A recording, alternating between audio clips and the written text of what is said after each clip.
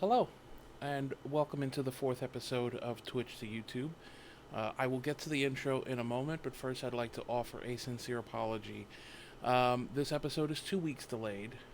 There was supposed to be an episode on June 22nd, but that did not happen. There was a technical issue that was my fault, and I tried to rectify it, and it was uh, pretty much impossible to rectify. Without getting into too much detail, it was an issue on my audio and not the guests. So there was a thought of maybe perhaps overdubbing it.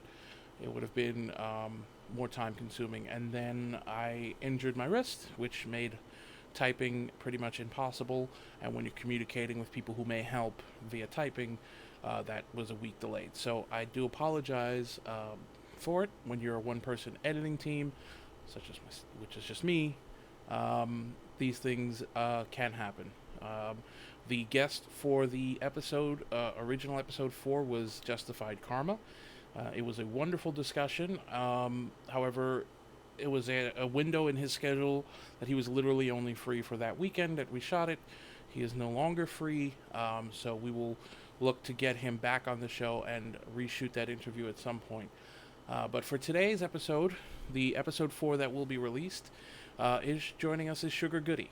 She comes to us from Indiana. She is our first American streamer on this show, and she comes in the same time zone as me.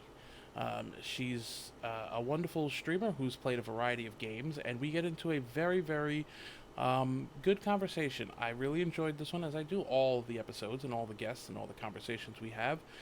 This one, just like the show's intended to, it shows a personality. In this episode, I feel like has its own personality now, and we kind of delve into many things, many interesting things, and I hope that you enjoy what we get into as much as I did, and I hope you stick around for it. And again, it is a delayed episode 4, but it is an episode 4 nonetheless. Here is the conversation with SugarGoodie. Hello, and welcome into the conversation portion of the episode. I am here with SugarGoodie. Hello, Sugar. Hello. Thank you, of course, for being on, and thank you, of course, at home for your patience for the extra gap that we've had. So basically, if you haven't seen how this works, I ask a set of questions. Some are standard for every guest, some are individualized for each individual guest. So without further ado, are you ready to begin? Yes, I am. Okay, we'll start off simple, easy. The name, Sugar Goodie. Where does it come from? How did you come up with that name? Okay. This question is the one that I was like stressing out about. So it literally I didn't think on it. So my friend kind of pushed me to do Twitch, and I think I was on a phone call with him or something, and he was just try Twitch, just try it. And I was like, okay, and I was like, I'm making an account right now, trying to be like trolly. And he was like, oh, what name did you choose? I said, Sugar Goodie. Like, I literally sat there, stared at the ground, and I was like, got it, Sugar Goodie. I wanted something with my last name in it, which is good. And the first thing I could think of was Sugar Cookie. And then I went Sugar Goodie, and I was like, there we go. That's it. That's all I had to do. Well, I will It was say, effortless. I mean, those are the best kind of names, if you ask me.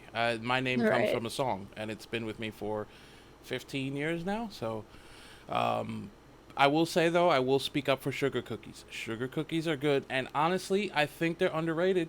I feel like people I do. always, I yeah, like sugar cookies. yeah, people always jump to like chocolate chip or whatever other brands or flavors, etc. Sugar cookies need some love. Um, so, how did you get started on Twitch? What made you start to stream? Um, Funny enough, when my friend he was just like, I feel like you'd be really good at streaming, and it was during the pandemic, so or like quarantine, so there wasn't anything to do. So I was like, okay, let me just like take a knack at it. Um, and I started off actually with my PS4. I was playing Spyro, and on the PS4 you can stream from the actual console. Hmm. And so I did that, and the like user design for the streaming for the PS4 is trash. I don't like how it looks. But I did that for like maybe once a week, and I realized, okay, this isn't working out because I hate how it looks and like Mm, no one's watching. mm, So I started saving up for a PC, and my dad actually was nice enough to buy me the components and like help me put it together with my youngest brother Caleb. yeah, okay. And so we worked on that, and that was super nice of him because at the time I'm going to school for user design, so I needed a good PC anyway. Mm, So he was like, "Here, birthday present. There you go." And I was like, "Oh, thanks. I didn't have to do any of that." well, um, but I started streaming just because I was kind of lonely. There wasn't much to do. I was at home with my family, and I couldn't see any of my friends mm, because they were in the therapy field. mm-hmm, So they were around children all the time, and that's a sketchy situation when it's COVID. yeah. Um, so I was just a little lonely, and lucky enough, I had like when I got my PC and I started streaming, I had like three average viewers off the bat, so I was never alone, which was very, very awesome, and I am very grateful for that. And now here you are being digitally examined for a YouTube show that 7 people are gonna watch. Um, It's still fun. yeah, no. So I feel like a lot of people, of the people I've spoken to, a lot of people sort of stumble into Twitch, one way or the other, sort of like, it's kind of just I was bored or, something like that. And so to hear a origin of I was lonely and now to see how you have the community you have, it's really I Hmm. think wholesome and heartwarming. And Yeah. I think it's a lot of fun to come in your stream and really just annoy the hell out of you.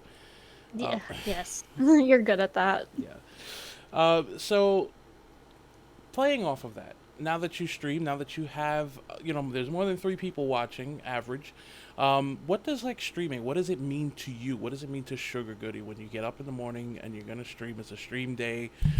What does it mean to you personally to hit that go live button? Um, it's almost like a safe space. So, growing up, I wasn't like the best when it came to talking. My anxiety is usually really, really bad when it comes to like presenting and things like that. So, it's weird that I found a safe space in like streaming to people and them talking to or like wanting to talk to me and like all these people like watching me at the same time, but it's like weirdly it's a comfortable situation. So whenever I feel bad or like if my self-worth is deteriorating because I do deal with MDD, which is major depressive disorder, um Twitch is so far has been such a nice community, and they make me feel really good. Like people actually care that I exist. Like people are coming to hang out with me and talk to me about games and stuff, and like I feel like I matter a little more in life, which was something I've always never felt growing up. So it just makes me feel good that there's people that actually like me and like want to hang out and talk and hear how I'm doing, and I ask them the same. Just like that aspect of connecting. Mm. I love that. Oh well, see now my trolling has a wholesome meaning behind it. Yeah, sure. So you've been from when I came in, and as you just mentioned, now you've been pretty open with your MDD and other aspects of mental health, as Hmm. well as other things that you believe in.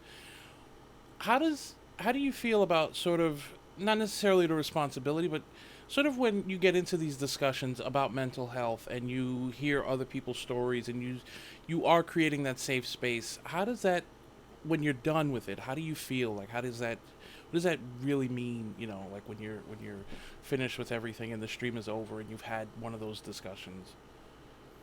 Um, I feel like I keep going back to this, but again, I leave with the sense of, wow, I'm not alone.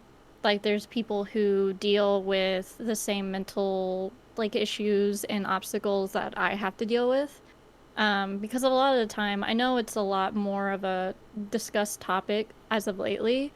But back in the day, mental health was like really taboo. Like, Mm, oh my God, did you hear Becky's going to therapy? mm, Like So to be able to openly talk to people about my mental health and hopefully like to give tips to someone who deals with the same stuff, like that makes me feel like I have a purpose. Like I was a purpose for someone. Like I helped them talk it out and um like they felt some kind of accomplishment from leaving my stream, like, oh, I Mm, learned something that will help me in my everyday life. mm. Like it's a fulfilling feeling. Yeah, it's. I've been in a few channels that sort of focus on that exclusively, and it kind of make things a little um, awkward, because then people kind of Yeah. like, I don't necessarily want to come out to the forefront of it. So when your channel is a one where it's about gaming, but you're very open about your MTD, about other things, and so people feel more free. I think, and I think it's very good. It's very useful. It's very cool as a viewer to see it. Um, so when I first started following you, you were playing Minecraft, and then you Yep. sort of uh, migrated over to Genshin Impact, and then you've just started been playing The Witcher, among many others. You play so many different games, and each of those games sort of have their own built-in fan base. Specifically, Minecraft has a very dedicated fan base. So when you switch a game, are you ever concerned about who's gonna come with me as far as fan base? Are they gonna be as interested? Are they sort of the decision process in switching to a new game? Take us through that.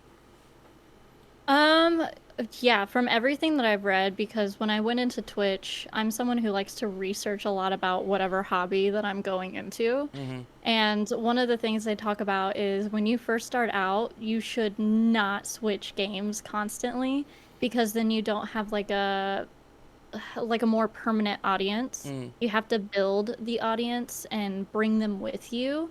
And usually when you do, because they should be there for you, so they should follow you.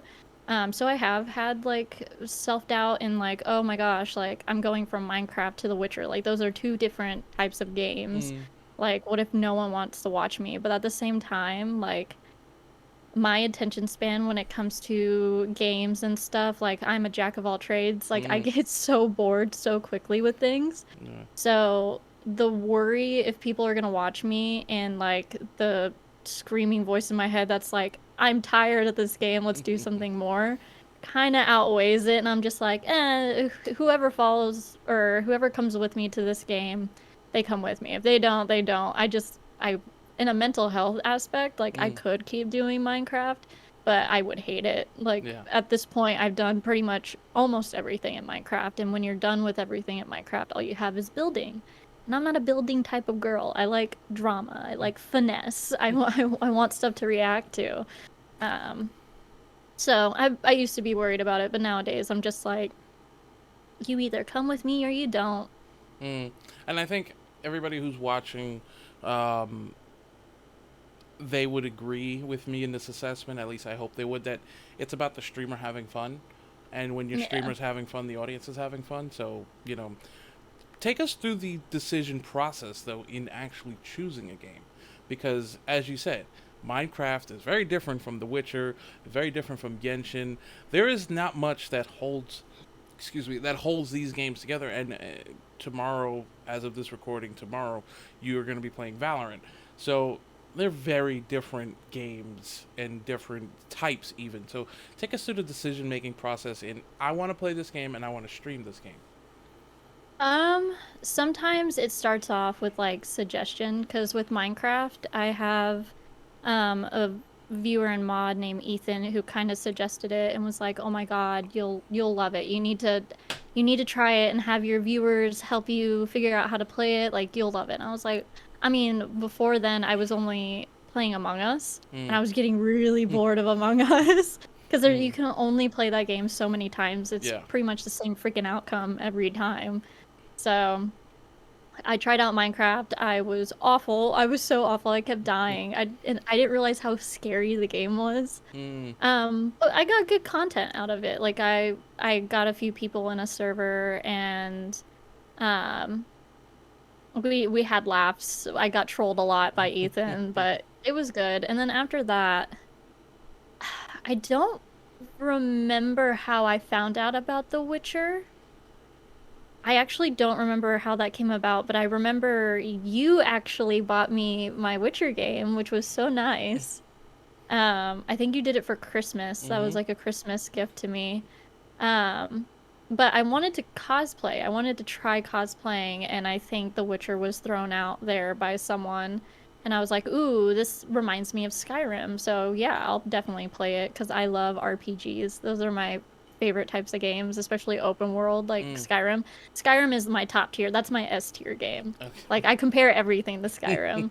So when I learned that it was like Skyrim, I was like, oh, cool. So that was kind of the decision behind The Witcher, um, and the cosplay aspect of it. And then Genshin, I don't remember where I heard it. I think I just saw it on Twitch, and I Mm. was like, oh, that looks cool. And so I was like, I'm gonna try it just Mm. because I wanted to. Um, and then with Valorant, I played it a few games off stream, and then me and Ellie V, started playing a lot. And so I don't know if I'll stream it like myself Yeah. too often, but I'll definitely play with her if she wants to play it. So usually my interest is just like all over the place. Like I'll just discover something, but sometimes it is like a data research situation. I use oh gosh, Mm. Twitch Strike. God, I almost said I don't know what I tried to say. Twitch Strike, Solely Gnome, and there's some Twitch tracker. Like I do look at data to see how well games are doing because as a small streamer, sometimes you have to look into that because you're trying to grow. Like usually when you first start out, your objective is to grow. Right. And some games don't do as well as other games. Because I feel like when I played Genshin, I had the most followers and interaction from when I played that game because on a viewer to channel ratio, Mm. it does very well. Um, if I really wanted to grow, I would play Gwent, the card game, which we've talked about recently. Yes. Um, but yeah, some of it is data driven, but usually if I see something that's like doing really, really good and but I'm not like into the game, I'm just like, nope. I don't want to make that sacrifice just yet. Okay. So But I don't know, maybe in the future I will.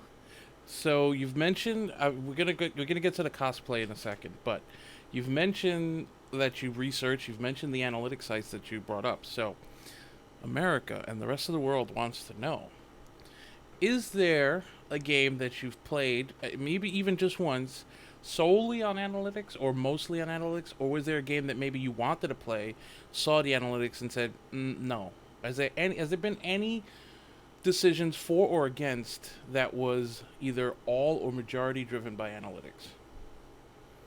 Um, I believe so. Skyrim is one that kind of like discourages me because I've seen the analytics for Skyrim. Hmm. It's also like weirdly enough, Skyrim's like a personal game to me. Like Yeah. it's something I've always played like a lot, Mm-hmm. and usually I like write up my own like role playing like background history about my characters. So Mm-hmm. it's a lot of creative thinking I put into it. So weirdly enough, I feel like it's a very personal game. So I Yeah. don't know if I would play it on stream, but I have thought about it. But the numbers aren't too good, even though the Skyrim community is very, very active. So that's one of the things that you need to think about Mm. is if there might be a game that doesn't have as much viewership, but if they have a very active community, there could still be people that pass by that category, Mm. um, just to look to see if anyone's playing it. So that still could help you.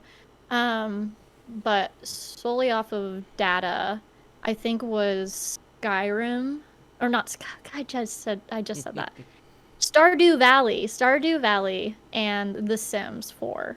Okay. Um, those were two. I heard Stardew Valley is really good for building a community and like an audience when you first start out. Mm-hmm. And I've read so much about that and watched YouTube videos about that. Everyone's like, yeah, do Stardew Valley first. And I attempted that, and I'm pretty sure you were there, and that I lasted was. like 15 minutes.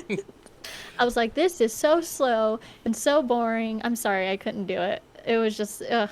I mean, I like playing it off stream. Like I got super into Stardew when I was on vacation and I Mm. had my Switch, but not as a streaming game. I couldn't be able to play that for 4 hours and talk to people at the same time. Just too much. Yeah. Um, and then The Sims 4, I think I did just one stream or two streams, and I attempted that, but again, The Sims is kind of a very personal game, I Mm-hmm. think overall, Mm-hmm. and I usually use it to like manifest stuff for my life so I can like act out the thing that I want in The Sims 4. So I just that was scrapped so quickly. So if I do stuff because of analytics, usually it doesn't last very long. Lesson learned, as I would say. Never, Yeah. never do things solely for numbers because you just get bored. But yeah, I was there for the Stardew stream. I weirdly enough, I got started on streaming on Twitch with a group playing Stardew. Um, just- Ooh. I couldn't play it on my own. It bores me to tears. Um, it really does. Um, so we're talking about games being personal, and like for me, The Sims is the same way. Um, you mentioned manifestation, and that's something that sort of an area that I'd like to get into if we may. You're very Mhm. open. Same with the MDD. You're very open about manifestation, about crystals, about astrology, about all of these sort of areas. I obviously we've had discussions. I'm open to them, and I believe in universal energy and such. Do you ever sort of feel nervous about opening up on stream about those aspects, and maybe, you know, someone might? You ever wonder, or worry about maybe people thinking about you as sort of in a different light when you go into these topics? Because you're very open and helpful and insightful, and I find that these are some of the more interesting parts of the streams when we get into these kinds of discussions. But I'm just wondering if there's any sort of reservation on your part into getting into these kind of topics. Sometimes I feel I had one stream where I kind of said something on a little bit of like astrology and stuff like that, and Mm, maybe I mentioned some small part of political. I think I said um, I don't have enough information to form a option or opinion on the internet. But I'll just let you know I side with the people who want to treat everyone nice. yeah. And someone for some reason did not like that. They were like, "What do you mean?" And Mm. it's like right there is I know who you are if Hmm. you don't want to treat people nice. But yeah, I do get nervous because like religion and things like that are a very touchy subject, Yeah. especially when you're online. Um and on the internet and everyone has an opinion, and when you put that information out onto the internet, you put yourself in a position of, yeah, people are going to give you your opinion because you gave your opinion, or Mm. they're going to give, yeah. Yeah. Yeah. Opinions Um will be exchanged. exactly. But I learned most of this stuff. I had a cousin who was super into this stuff, and I had a birthday when I was like real little. I think I was like in 6th grade, Mm. and my parents, we have a camping site, um and they turned the camping site into like a carnival, like a small little carnival, Mm. and she did tarot readings and she did Ooh. palm readings and stuff like that. And when I grew up, I had like a huge fascination with mermaids. Like I still do. I just don't talk about it as much. Mm-hmm. But I really, really love mermaids, and she was because of the things she believed in, she nurtured that like hobby. She was like, "Oh yeah, mermaids are so cool. Like tell me everything about mermaids. Like what'd you learn?" Because I used to have like a bunch of books on them. Mm. So they were very supportive of just like things that are considered weird, Yeah. because a lot of things that people don't understand, they just deem as weird or dangerous. Mm-hmm. But I've never sensed any danger using this type of stuff because I feel like, regardless if you believe in this stuff, everyone has an intuition. And if you believe something is wrong, then probably don't do it because that's your intuition saying, yep, no. But I haven't felt anything weird using it. But I did have that cousin who kind of got me into it, and unfortunately, she committed suicide. Mm. And after that fact, I was like, because I used to worry about what people thought of me Yeah. all the time. Yeah. And that was the turning point of I kind of want to live out her interests because they are my interests as well, Mm-hmm. but I shouldn't worry about being weird because I feel like she wouldn't like that. Well, I Like I have. feel like she'd be like, I basically raised you. Like you should be as weird as you want and don't care about anyone. So that's why I'm always so open because I kind of try to live out her memory. Yeah. Well, you do a great job, and I will say amen to be as weird as you like. I have a saying that I've said across many streams, across many conversations: normal's overrated. So, uh, Yeah, it is. yeah, weird for the Normal's win. boring. Yeah, who wants to be normal? Freaking normies. Um, so let's now transition, if we will, to the cosplay.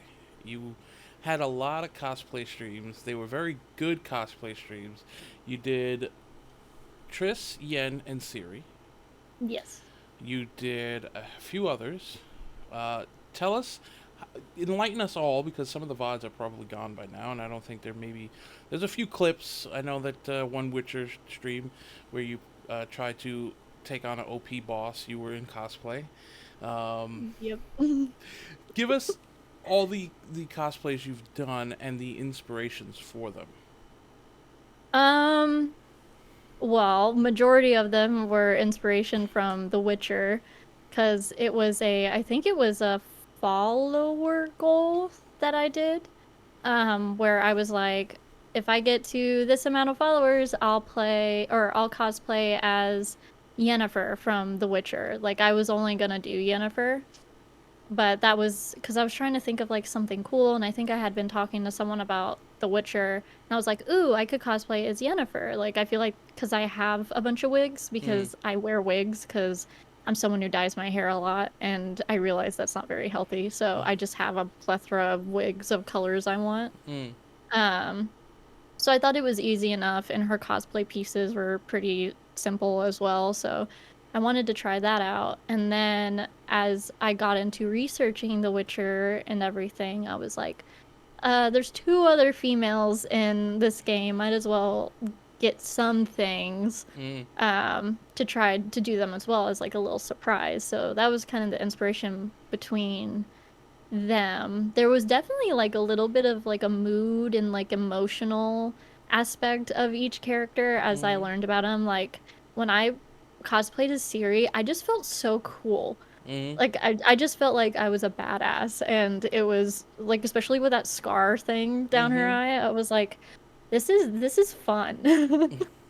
Triss and Yennefer, I just felt like really pretty mm, because they, especially Triss, like I dyed my hair because of Triss. I had like bright red hair.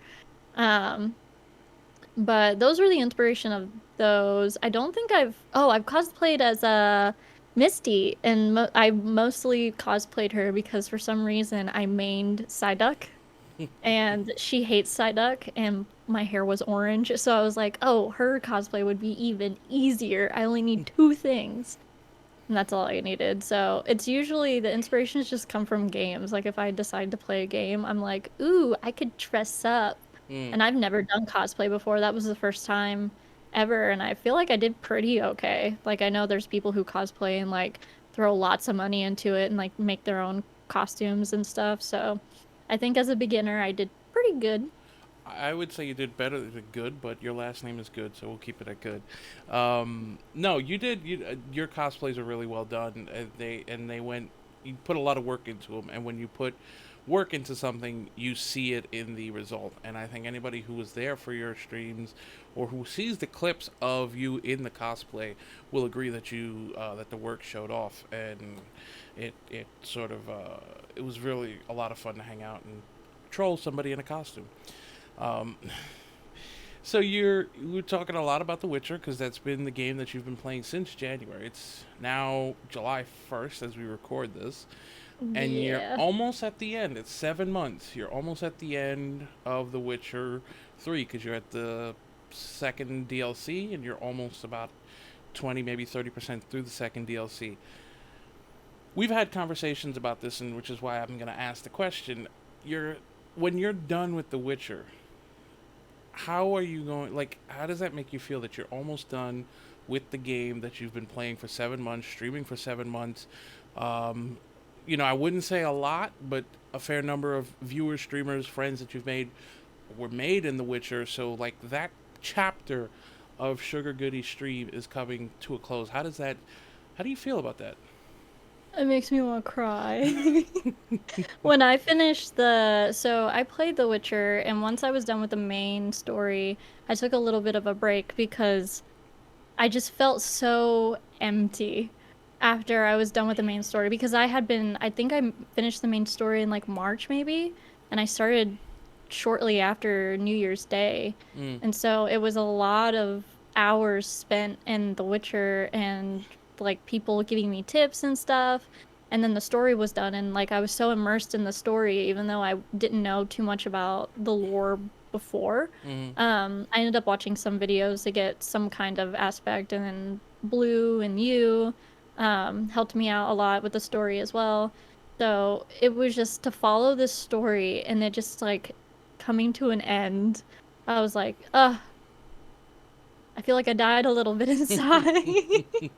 So I'm actually really nervous because I took a break and I played Genshin and stuff like that, and I feel like my viewership didn't change too much. mm, Um, which kind of made me happy to know like that most people stuck around just for me, because going from The Witcher to Genshin was a huge jump. Like I played Genshin a little bit like a few months prior, but not like maybe like two streams. mm. Um so I was a little nervous to revisit that, but my audience pretty much stayed, so I was like, okay, that's good to know. So I'm not too worried about the future of what game is next, because I don't know what game is next. But I know I'm probably going to cry when I finish Blood and Wine, because that's the end. Oh, my lights. No. That was rude. I was talking. And here we have another feature of a Sugar Goodie stream. Just my camera falling asleep because it's needy. Mm, Um, But yeah, when I finish Blood and Wine, it's like that's it. Like I could do side quests and yeah. stuff, and I could revisit the story and maybe go a different way about stuff. Um, but that's not usually my gameplay, Yeah. because mostly because The Witcher, the story kind of it drags out just a little bit. Because with Skyrim, I played Skyrim 50 billion different times, and I feel like because it's a little more fast-paced Mm, than story. But The Witcher is like there's so many aspects to quests and stuff that you have to do for the stories. So I'm sad.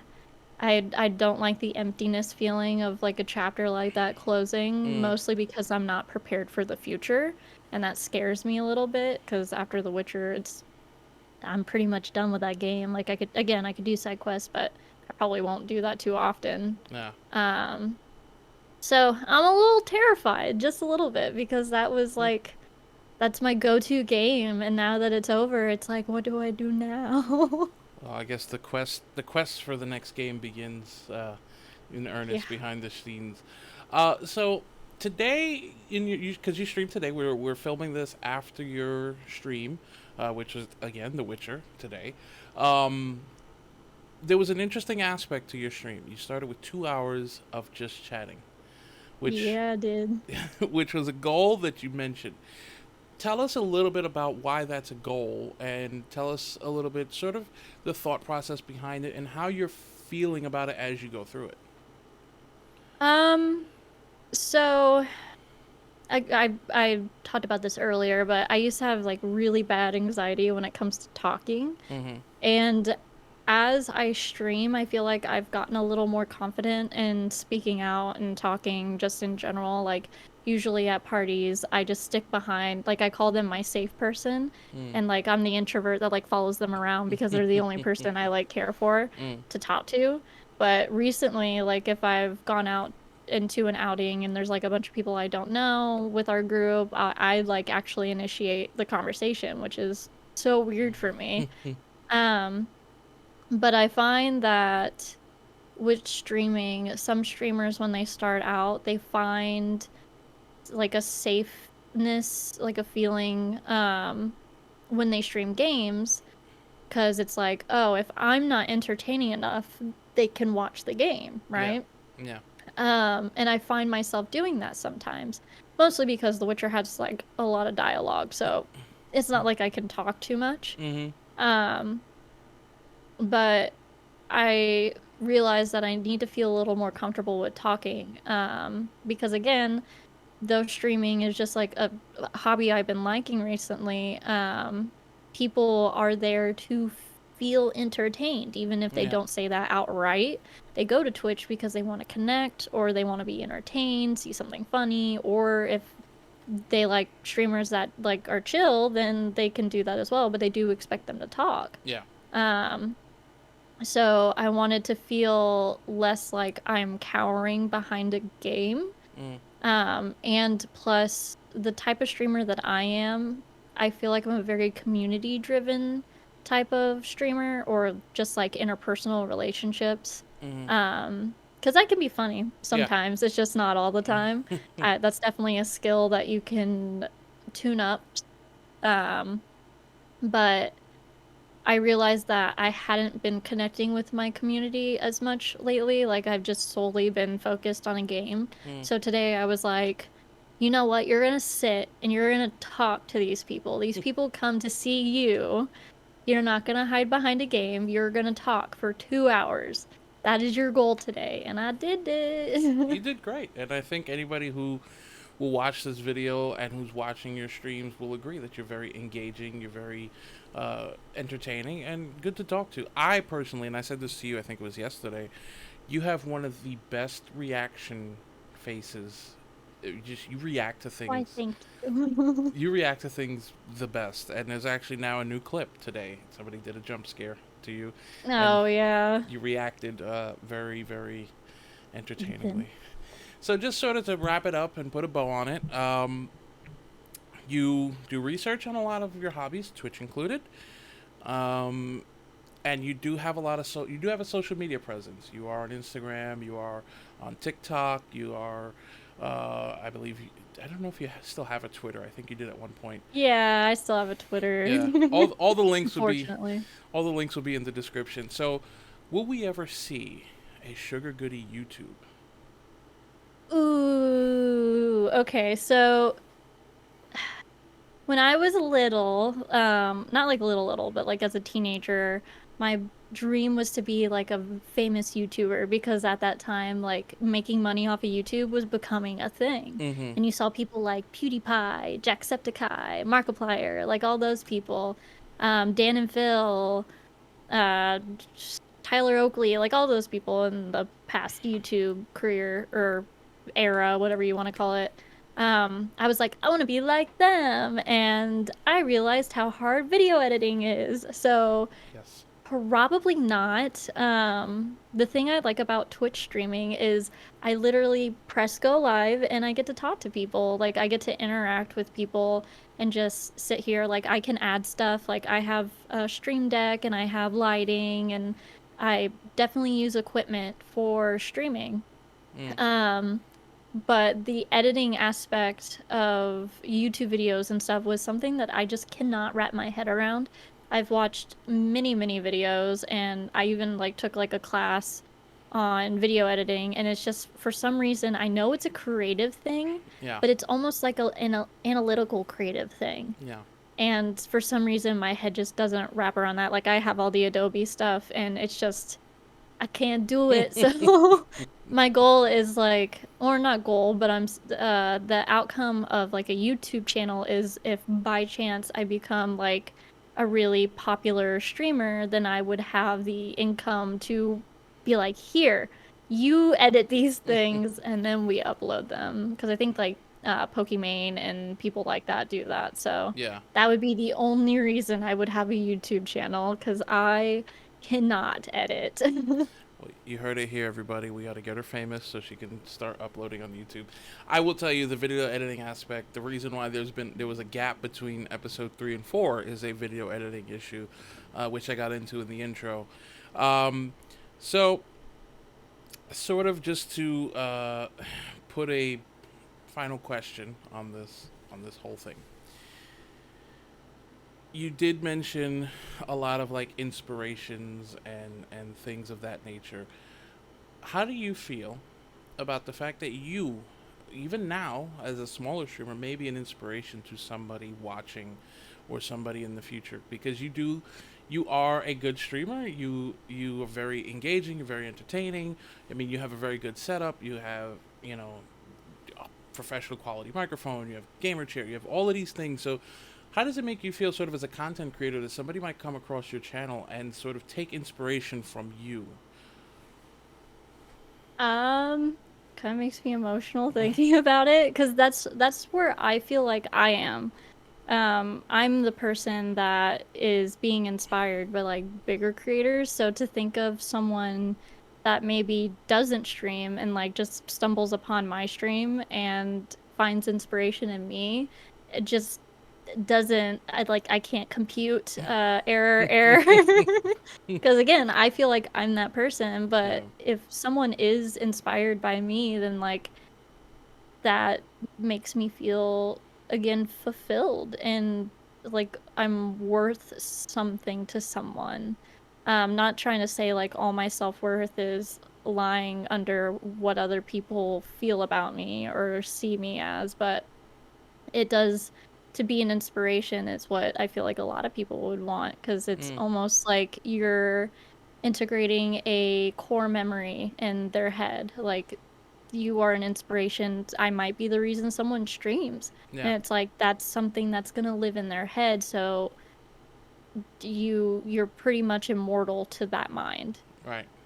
So that makes me feel good. I hope there's someone out there like that. I'm willing to bet that there if there isn't already, there will be, because, as I said, you are a very good streamer. You're a very good person. It's a lot of fun to hang out with you, and I think anybody who's watching can sort of take from you, sort of, hey, and I don't mean this in a bad way, but like, look at what she's doing. I can do, in that vein too. Like, I have my Twitch inspirations, and I'm sure you have yours, and it's that similar thing of like, I can sort of live in a lane similar to that. You're not someone who, as we discussed earlier, you kind of get bored with games quickly, and had a little anxiety about speaking. I'm pretty sure there are plenty of people out there that are like that, and perhaps they will see, if not in this video, in your stream or something to glean from and to sort of take from it. And I think that is very much the case, and very likely, if I would say so myself. So, Aw, that makes me feel good. Literally in the name, good. yes, it's all in the name. Well, thank you so much, SugarGoodie, for joining us here today. I appreciate you giving us your time and letting us probe the mind of SugarGoodie. And Thank you for hopefully, probing. yes, always. I play Mass Effect. We love to probe. It's a thing. Um, Hopefully, we'll have you back on, and we'll talk about your partner application someday in the future. Ah, we can only hope. We can only hope. Thank you so very much again, SugarGoodie, and thank you for watching. I'll be right back with the outro and the conclusion of this episode. Thank you again. Thank you, Jay. And thank you for sticking through the conversation. I hope you found it as enjoyable as I did to sit through it and have the conversation with SugarGoodie. She is a fascinating person, a fascinating streamer, and I think she puts out a lot of good content. Her links are in the description below, to follow her on social media, and of course on her Twitch, where she puts out most of her content, as you heard in the interview. And so we will be back hopefully in 2 weeks. That's never a guarantee, it's always a hope. As we learn between episodes 3 and 4, sometimes that little hiatus between episodes may be extended. I once again want to offer an apology on the delay in getting this episode out, but I think it was well worth it, because the interview with SugarGoodie was one of my top 4 favorites that I've done. Thank you all again, and follow me on Twitch, which is also in the description, for information on future guests. I also have a Discord where these episodes get uploaded, and of course here on YouTube. If you enjoyed what you saw, please consider liking and subscribing, and staying tuned for more episodes. Thank you so much. Have a wonderful day. Be safe.